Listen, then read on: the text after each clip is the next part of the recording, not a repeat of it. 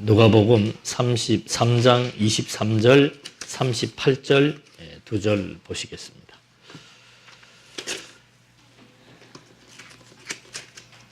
누가복음 3장 23절, 38절 말씀. 주보대로 보시면은 예수께서 가르치심을 시작하실 때 30세쯤 되시니라. 사람들이 아는 대로 요셉의 아들이니 요셉의 위는 헬라요. 쭉 설명이 되면서 38절에 그 위는 그 에노스요, 그 위는 셋이요, 그 위는 아담이요, 그 위는 하나님이시라.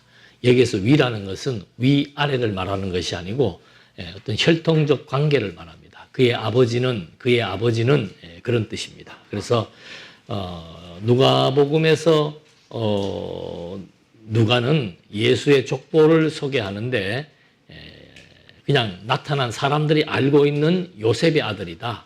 그래서 그 예수의 아버지는 요셉이고 요셉의 아버지는 헬라고 헬라의 아버지는 누구 쭉 추적해 들어가면서 이제 어디까지 추적해 들어가는가 하면은 아담까지 올라갑니다. 제가 지금 미리 이렇게 그려놓은 것은 조금 이 족보가 복잡하기 때문에 미리 정리를 해놓은 겁니다. 그러니까 여기 지금 이 그 신약 성경에서는 두 사람이 예수의 족보를 정리하고 있습니다. 예수의 족보를 지금 정리하는 중요성은 어디에 있는가 하면은 바로 이 예수가 누구인가를 우리한테 설명해 주려고 하는 겁니다. 그러니까 예수라고 하는 이름은 많은 유대인들이 가지고 있습니다. 오늘 우리나라에 요즘에 그 노승일이가 또 방송에 계속 나오더라고요. 승일이라고 하는 이름도 많아요. 그런 것처럼 예수라고 하는 이름도 유대인들에게서는 많이 가지고 좋은 이름이기 때문에 많이 가지고 있습니다. 그런데 이 예수라고 하는 예수, 즉 요셉의 아들로 태어난 예수가 지금 누가는 하나님의 아들이다. 이런 믿을 수 없는 놀라운 말을 해주고 있는 겁니다. 그래서 오늘은 예수의 탄생을 통해서 예수가 어째서 하나님의 아들인지 이걸 좀 한번 확인해 보려고 하는 거죠. 그러니까 신의 아들은 유일무이하게 한 분밖에 없다고 성경은 말하고 있습니다. 그래서 많은 유대의 처녀들이 내가 이 신의 아들을 잉태했으면 좋겠다.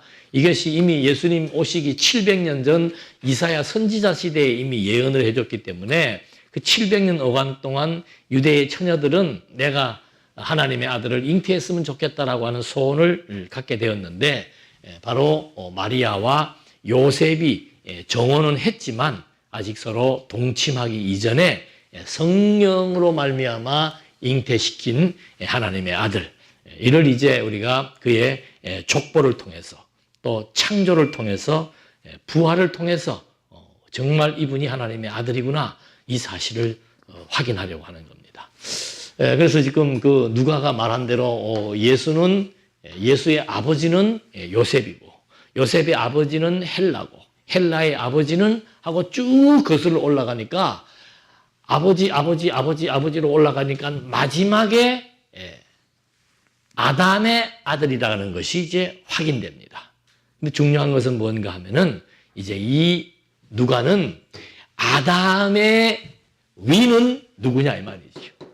아담은 누구의 아들인가? 이걸 이제 밝히는데 놀랍게도 하나님의 아들이다.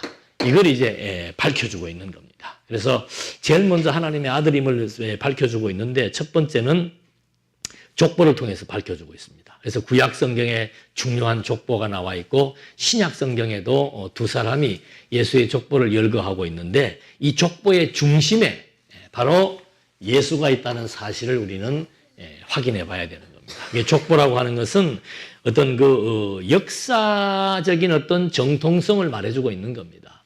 여러분들도 우리 요즘은 그런 거에 대해서 신경을 안 씁니다만 제가 어릴 때만 하더라도 항상 요즘도 그런 분들 많아요. 족보책을 가지고 있습니다. 경주 김씨, 김해 김씨, 밀양박 씨 무슨 해가지고는 특히 양반 쌍놈 거래가 쌍놈들은 족보가 없는지 모르지만 하여튼 우리나라 예전에 양반이 있었다 그래서 양놈이라고 그러네. 양반이 있었다 그래서 그 족보들을 중요하게 여기죠. 그래서 그 족보라고 하는 것은 내 정체성을 확인하기 위한 1차적인 근거가 되는 겁니다. 네가 정말 누구의 핏줄인 줄 아느냐? 그래서 이 핏줄을 중요시한다는 거죠.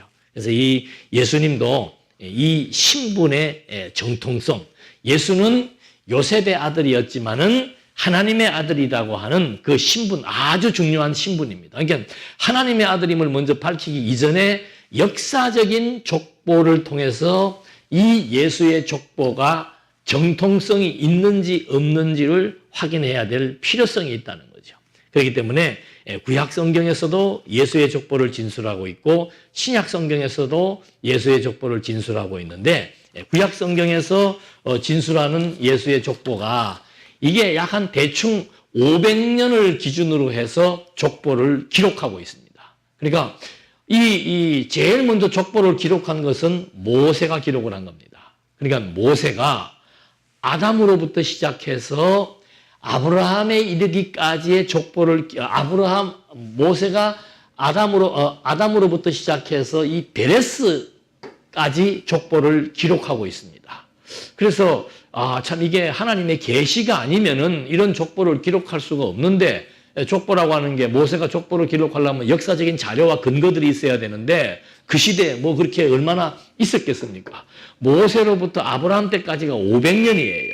500년 역사를 기록하는 것도 쉬운 일이 아닌데 그 500년 역사의 중심에 아브라함이 있었고 아브라함으로부터 더 추적해 올라가 가지고는 아담으로부터 족보를 시작해서 모세가 기록했다라고 하는 것은 이건 굉장히 중요한 의의가 있는 거죠.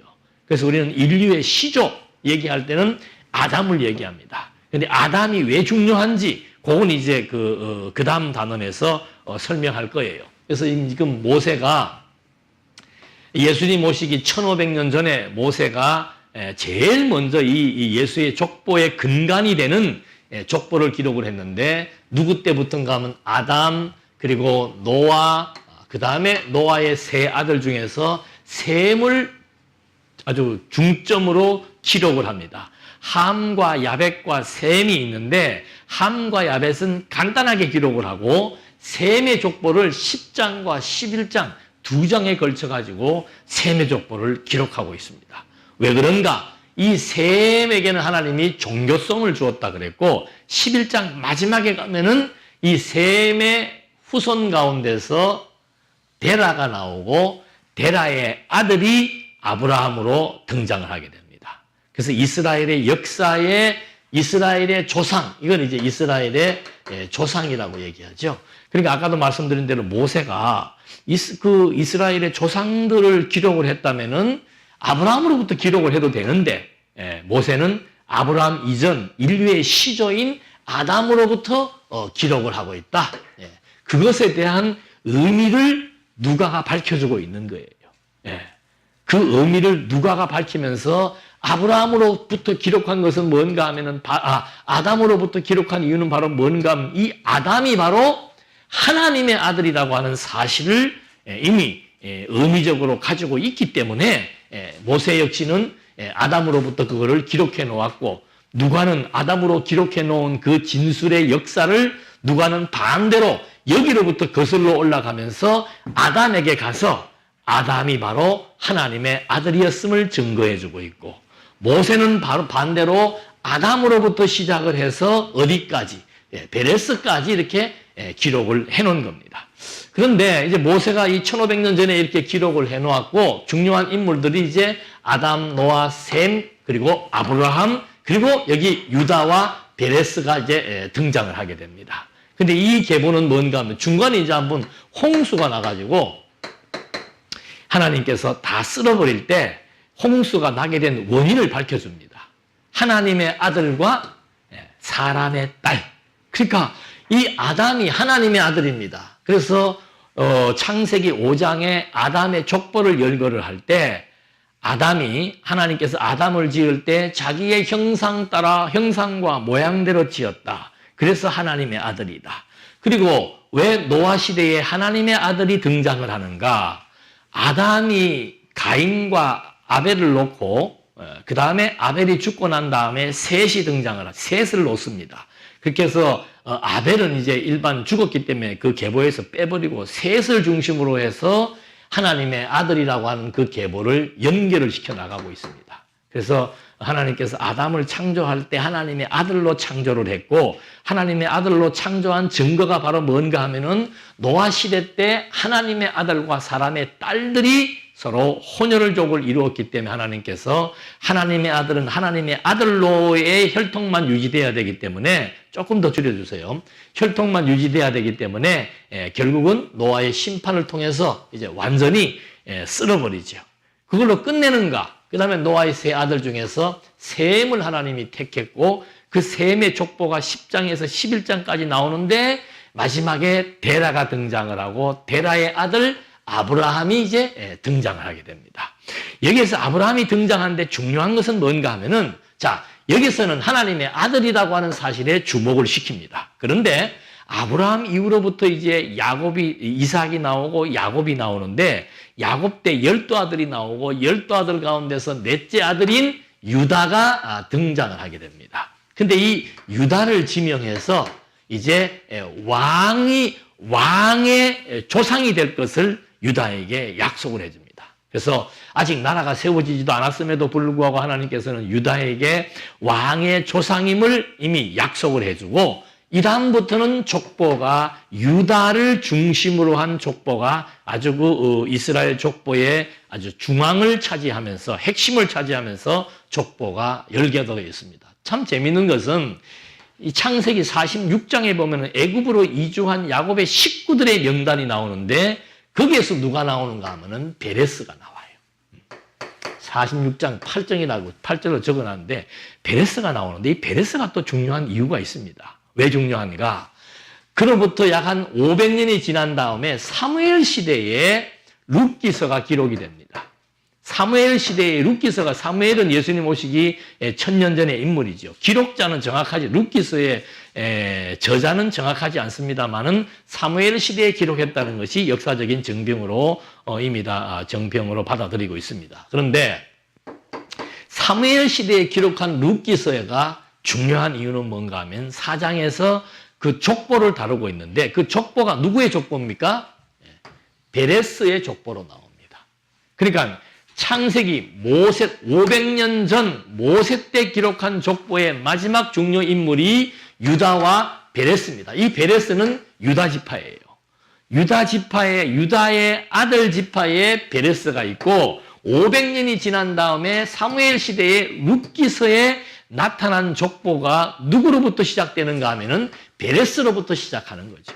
이 말의 의미는 뭔가? 이 베레스는 유다 지파입니다. 그래서 계속해서 이제는 유다 지파를 중심으로 해서 족보가 개진되고 있다. 이걸 알려주는 거죠.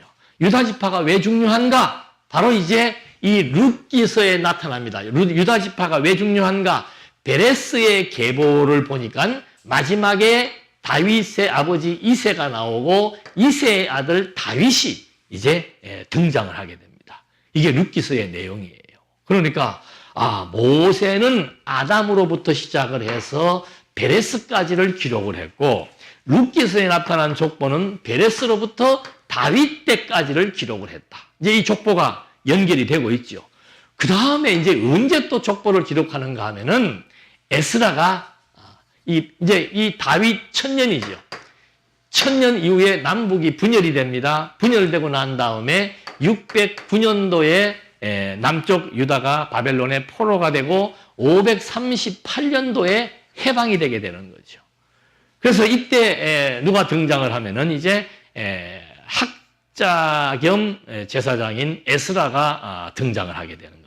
그래서 이 에스라 시대에 이제 1차, 2차, 3차, 한 4차에 걸쳐가지고 계속해서 사람들이 바벨론 또는 전 지역에 흩어져 있다가 예루살렘으로 모여들기 시작을 하는데, 이 에스라가 뭘 기록을 했는가 하면은 역대기서를 기록을 합니다. 그 역대기서 1장에서 9장까지의 내용을 보면은 아담으로부터 시작을 해가지고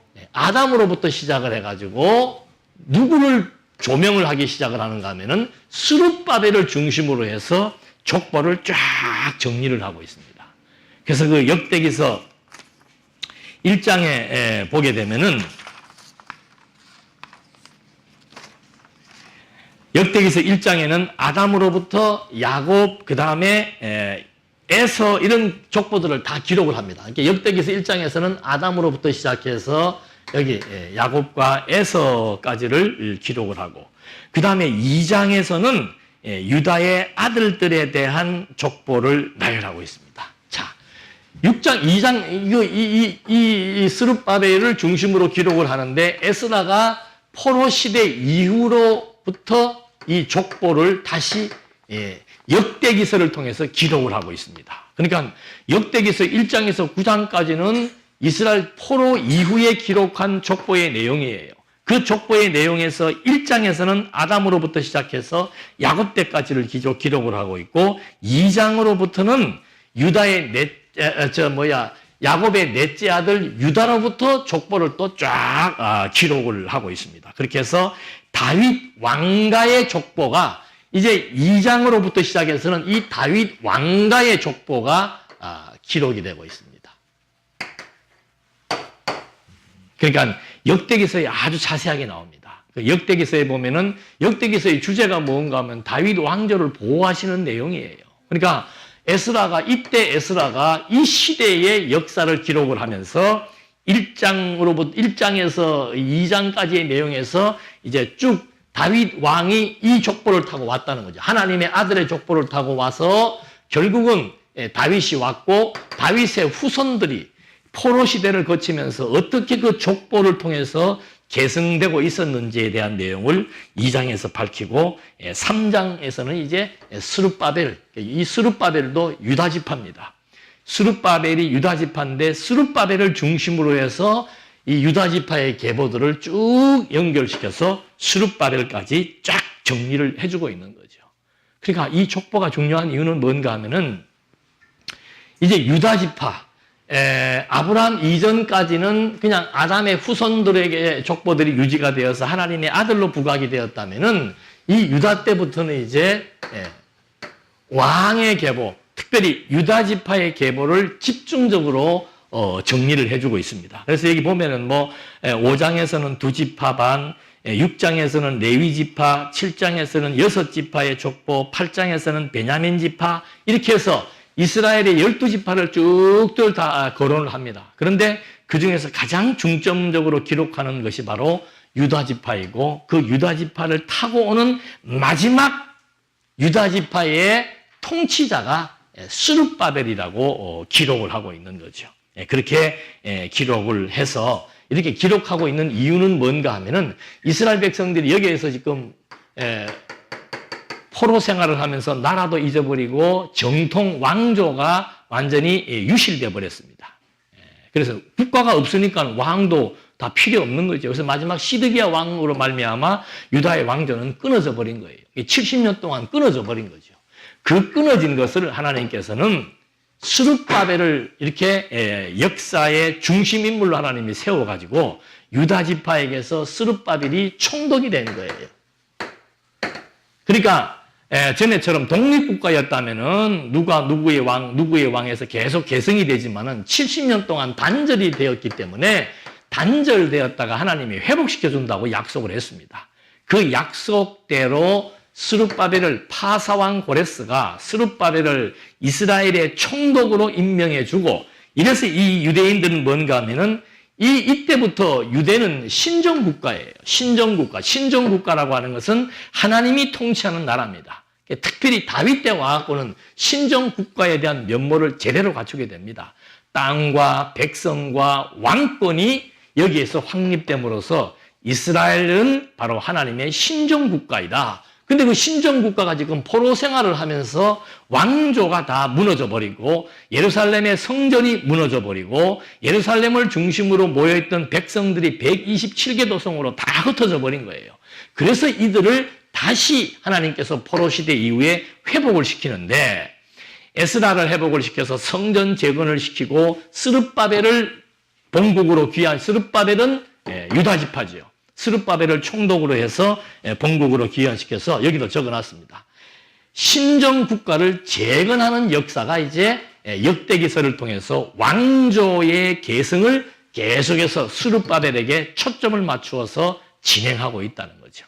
요즘에 어떤 사람들이 뭐 3대 언약이 성취된 것이 아니고 자손과 땅은 성취되었지만 왕조는 회복되지 않았다라고 말하는 분들이 가끔 있는데 그게 아니고 이때 아브라함 때 세 가지 자손과 땅과 통치를 언약을 했고 이미 선지자들의 예언을 통해서 이 왕조도 회복된다고 이미 다 예언이 되어 있습니다. 그러니까 백성들이 예루살렘으로 돌아오고 무너진 성전이 재건이 되고 그리고 왕조가 스룹바벨을 통해서 이스라엘의 왕조가 다시 일어서서 신정국가가 재건될 것을 예언한 대로 바로 선지자 에스라가 이런 내용들을 역사 기록을 통해서 다 여기에다가 마무리를 지어 놓은 거죠. 그러니까 제가 드리는 말씀의 핵심은 뭔가 하면은 자, 이 스룹바벨이 유다 지파입니다. 그런데 자, 마태복음에서 요 기간이 400년 동안 또 단절의 기간입니다.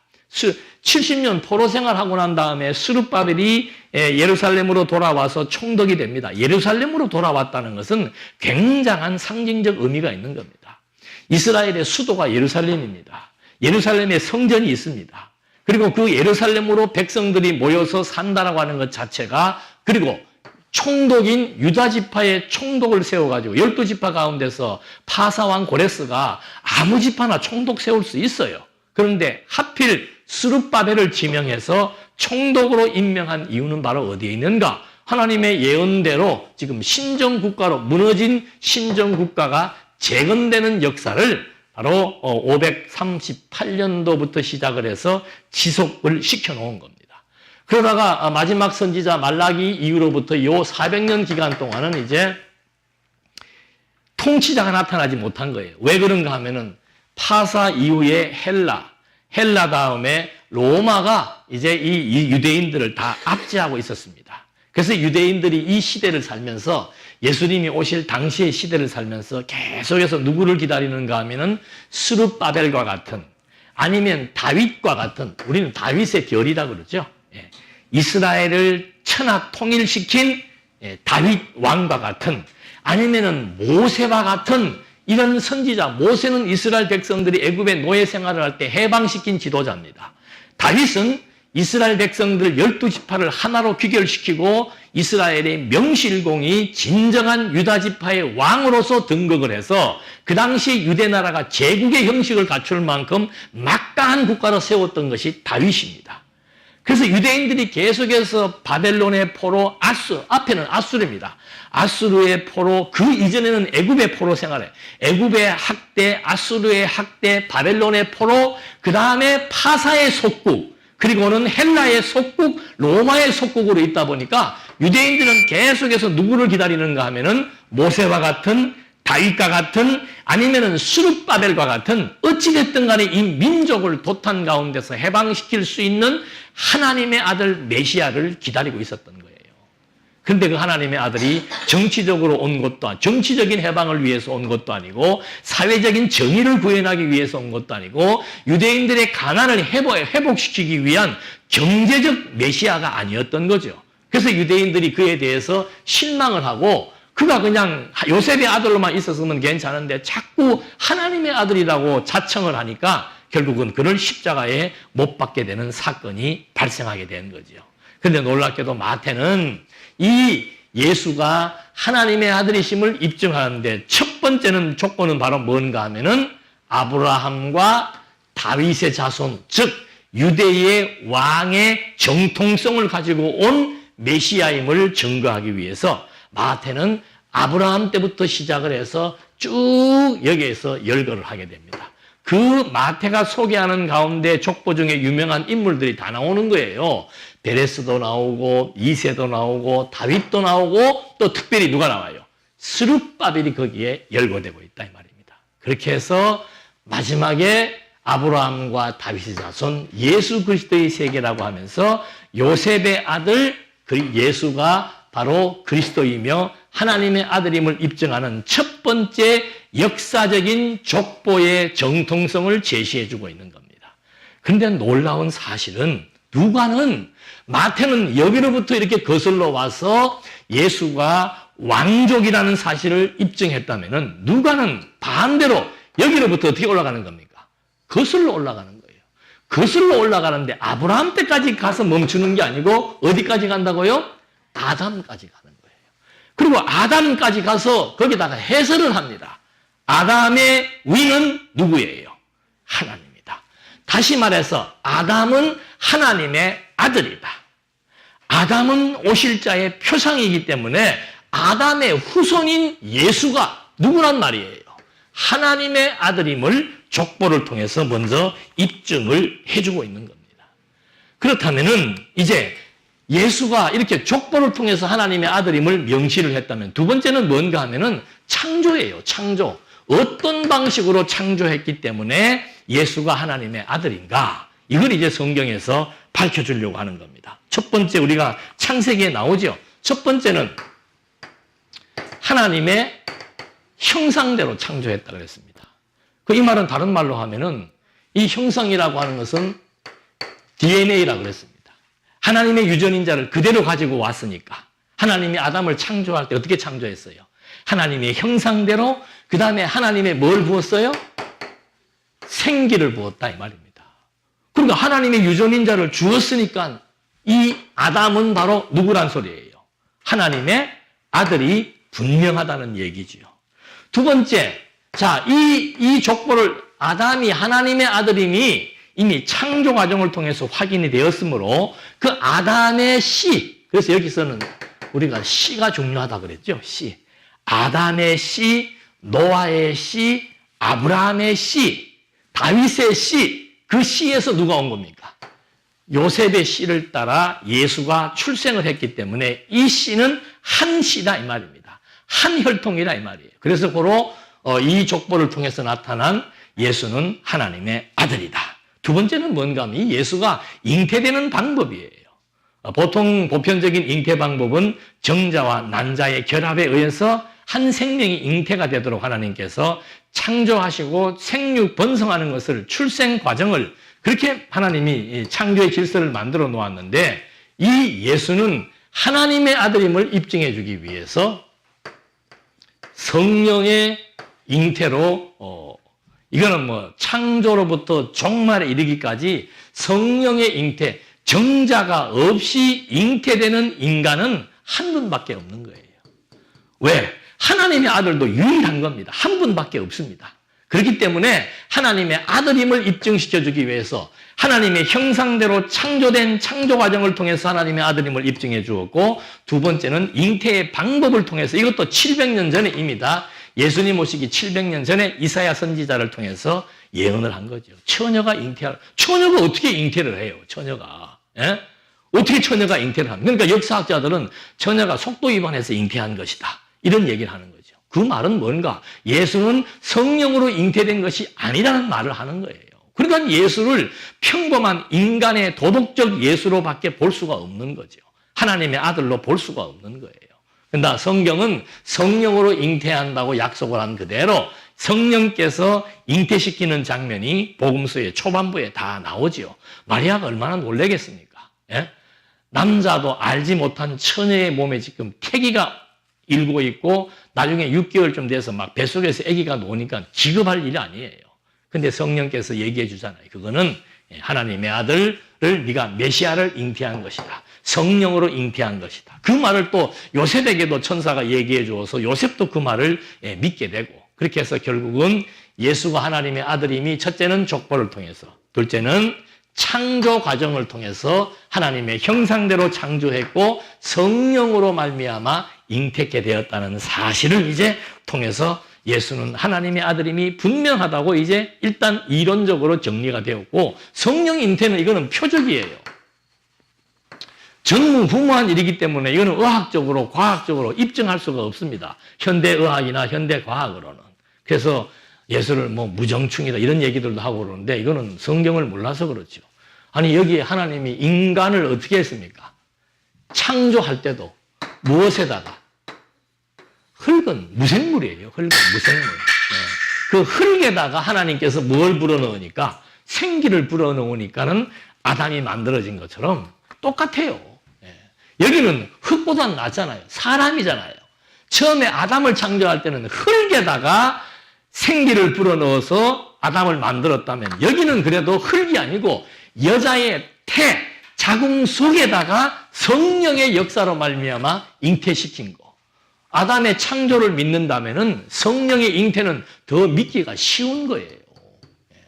그러니까 요즘은 과학이 발달해서 아마 우리 눈으로 그걸 볼 수도 있을지도 몰라요. 지금 서양에서는 그렇게 한다고 그러죠. 남자의 속에다가 자궁을 만들어서 집어넣고 거기다가 그거 뭐라고 요새 하는 시술하는 방법을 뭐라고 그러죠? 네, 시험관 아기를 남성의 몸에다가 자궁을 만들어 집어넣고 거기다가 시험관 아기를 만들고 있다는 실험을 하고 있다는 정보가 지금 뭐 아기가 나왔다는지 그건 내가 모르겠는데 그것도 얼마든지 현대의학으로는 가능한 일이지요. 예. 그러니까 아니 의학이 그 정도로 발전하고 있는데 우주와 만물을 창조하신 인간을 창조하신 흙에다가 흙을 생명체로 만드신 하나님께서 아니 여성의 살아있는 인간의 몸속에다가 또 하나의 생명을 만든다는 게 그게 어려운 일이 아닌 거죠. 그래서 하나님께서 이렇게 이런 방법을 통해서 이제 하나님의 아들을 탄생을 시킨 겁니다. 그렇다면 이제 또 하나의 중요한 사건은 뭔가 하면은 역사적인 사건이죠. 이건 바로 예수의 부활이에요. 부활. 그러니까 예수가 하나님의 요셉의 아들 예수가 하나님의 아들임을 역사적 정통성인 족보를 통해서 확인을 했고 두 번째는 창조의 과정을 통해서도 확인을 했고 그 다음에 세 번째는 부활을 통해서 확증해 주는 겁니다. 그래서 로마서에서 사도 바울은 그 예수님께서 왜 성경대로 죽고 성경대로 부활했는가 그거에 대한 의미를 1장 3절에서 밝혀주고 있는 거죠. 왜 예수님이 십자가에 죽고 그대로 또 십자가에서 죽고 죽은 지 3일 만에 부활을 했는가? 그건 다른 것이었고 죽은 지 3일 만에 부활하심으로 말미암아 하나님의 아들로 어떻게 됐다? 확정, 인정, 확증되었다 그 말이죠. 그러니까 죽은 지 3일 만에 부활한 사람은 없습니다. 이단 교주들은 전부 거짓말하는 거예요. 이만희도 뭐 자기가 죽었다가 부활한다고 그러는데 그 전부 새빨간 거짓말이에요. 전무후무한 사건이죠. 죽은 지 3일 만에 부활하는 자가 있다면은 그가 바로 하나님의 아들이라고 이미 시편에서 예언을 해준 거예요. 그래서 시편에서 아들이 썩지 않게 해주겠다고 그건 이제 사도행전에 다 나오죠. 사도행전 13장에 사도 바울이 예수가 하나님의 아들임을 증거하기 위해서 예수의 부활이 사실이라고 하는 것을 증거해 주기 위해서 성경의 시편을 근거로 말미암아 뼈들이 일어선다는 것은 에스겔의 예언이고 아들을 썩지 않게 해주겠다는 것은 시편의 예언, 시편 16편 10절의 예언입니다. 그러니까 그 예언대로 구약 성경의 예언대로 예수는 부활했기 때문에 그 부활을 성경대로 예언했다고 말해주고 있는 거죠. 에스겔 선지자의 예언, 시편 선지자의 예언, 예언대로 죽은 지 3일 만에 부활을 하니까는 그는 바로 하나님의 아들이 분명하다는 사실을 확인시켜 준 겁니다. 그리고는 사도 바울은 그렇게 얘기를 합니다. 그리고 예수님이 죽으실 때 했던 그 유명한 고백이 있다 그랬죠. 아리마대 요셉이 예수의 새 무덤을 제공했던 아리마대 요셉이 예수의 죽음을 보고 그는 진짜 누구였다? 하나님의 아들이었다. 그 소리를 빌라도가 들은 거예요. 황제요. 내가 유력한 사람이 하는 말을 들었는데 그 사람의 말대로 그는 하나님의 아들이었습니다. 라고 빌라도의 고백서의 편지에 그게 나와 있다고 그랬죠. 그러니까 성경대로 죽고 이 죽음을 통해서도 하나님의 아들을 지금 확인하고 있는데 나중에 3일 만에 부활함으로 말미암아 너무도 분명한 하나님의 아들이라고 하는 사실이 확정될 수밖에 없는 거죠. 그래서 예수님께서 3일 만에 부활해가지고는 12제자에게 제일 먼저 보여주고 그 부활을 목도한 증인들이 500여 명이 그 당시에 그대로 생존에 있었던 거죠. 그래서 그 사람들이 보는 데서 예수님이 승천하시는 장면이 사도행전 1장 8절의 말씀이에요. 그래서 사도 요한은 나중에 요한 1서입니까? 2서입니까? 3서입니까? 거기 보니까 2서인가 봐요. 내가 그를 눈으로 예수의 부활을 눈으로 본 바요 손으로 만진 자다. 그러니까 그 증인들이 500여 명이 있었다는 거죠. 예수의 탄생은 그냥 탄생이 아니고 정말 이스라엘의 족보를 통해서 보아도 그렇고 창조의 과정을 통해서 보아도 그렇고 실제로 죽음에서 부활한, 성경대로 죽고 성경대로 부활하신 사건을 통해서 보더라도 그는 정말 누구였다? 요셉의 아들로 나타났지만 그의 본성은 하나님의 아들이라고 하는 사실을 우리가 면밀하게 검토를 해본 겁니다. 하나님의 아들이라야, 하나님의 아들에 대해서 히브리서 기자는 그 하나님의 아들을 뭐라고 묘사했습니까? 본체의 형상이요 영광의 광채라. 다시 말해서 하나님의 아들은 생명의 근원 대신 하나님을 그대로 우리한테 증명해 주는 것이고, 하나님의 영광을 죽음에서 부활하심으로 말미암아 하나님의 영광을 그대로 만방에 드러내시는 분이다. 우리가 믿는 구주는 누군가? 바로 하나님의 아들 그리스도시다. 그래서 예수님도 당시의 제자들에게 너희는 나를 누구라고 하느냐? 내가 누구로 보이느냐? 라고 물었을 때 주는 그리스도시요 살아계신 하나님의 아들입니다. 하나님의 아들이라야 만물이 다 어디에서 나온 겁니까? 하나님의 아들이 만물을 창조하셨고, 하나님의 아들이 창조로부터 종말에 이르는 전 역사를 하나님이 지배하고 다스리고 계신다는 것. 그 하나님의 아들이 다시 오신다는 것이 또 약속이 돼 있지요. 요한계시록 마지막에 나오잖아요. 다시 오실 때까지 성령이 오셔가지고 예수는 하나님의 아들 그리스도라는 사실을 우리에게 깨닫고 확증시켜 주심으로써 마지막 이 아들이 이 땅 위에 다시 도래해서 하나님의 나라를 완성시키고 심판하심으로 영원한 하나님의 나라가 이제 실체적으로 이루어지는 역사, 그것이 하나님의 아들의 마지막 최종적인 사역이죠. 그래서 요한계시록 마지막 부분에 주 예수여 오시옵소서. 그래서 아담 창조로부터 다시 오실 그리스도의 강림 때까지의 전 역사 과정을 통해서 예수는 누구인가? 그는 바로 하나님의 아들이라는 사실을 우리가 한 번 더 확인해 보면서 이 아들이 지금 우리 눈에는 보이지 않지만은 그 아들의 영을 통해서, 진리의 말씀을 통해서 세상 끝날까지 우리와 항상 함께 하시면서 우리의 생각도, 우리의 마음도, 우리의 일생도, 우리 동산교회의 모든 것까지라도 당신의 기쁘신 뜻대로 섭리해 나가고 지켜 보호하신다는 사실에 대한 확신, 이것이 오늘 힘들고 어려운 현 시대를 살아가는 우리들에게 희망의 확신이 되는 줄로 다시 한 번 더 확인해 본 것입니다. 기도하시겠습니다. 은혜와 사랑이 풍성하신 하나님 아버지, 오늘은 성탄절입니다. 많은 사람들이 예수의 탄생을 기뻐하고 그 기쁨을 노래하는 날입니다. 오늘 저희들에게는 바로 이 예수가 하나님의 아들이심을 다시 한 번 더 확인해 보면서 이 하나님의 아들이 우주와 만물의 창조주요, 이 아들이 모든 역사를 지배하고 다스리는 섭리의 주체라고 하는 사실을 또 한 번 깨닫고 그를 힘입어 살며 기도하며 존재한다는 사실 앞에 우리의 모든 걱정, 근심, 염려들을 아들에게 다 맡기며 아들의 통치를 받으며 살아가기에 부족함이 없도록 인도해 주시옵소서. 예수님의 이름으로 기도드립니다. 아멘.